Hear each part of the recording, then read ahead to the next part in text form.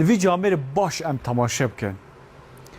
Navê vê camerê Çetin Lodiye xwediyê çar pirtûkan jî heta vê her tişt tamam. Lê karê wî yên bi eslî êko dike debara xwe pê dike ne ev kitêbin.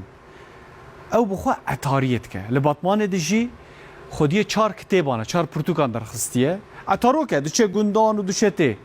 Li gel vê hewqas kar û baran da pirtûka dinivîsîne. İca xelkê Batmanê eleqeyeka gelekî mezin hem ji bo Çetin Lodî didin hem ji bo kitêbên wî didin. Çar kitêbî wî derketine hedefên wî gelekî xurtin.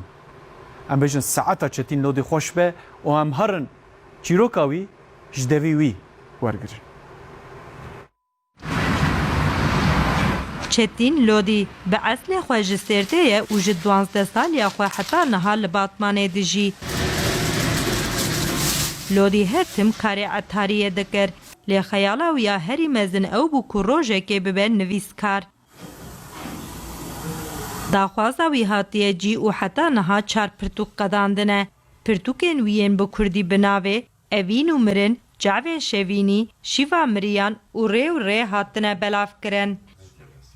30 ساله تقریبا ام باتمانه و کاری خوی روزانه جمع تاریت کمه الگوند و گوند قاد و کوچه توا دیگرمه اوه باریه دمه کل باتمان گونده کو الی نگریام تنه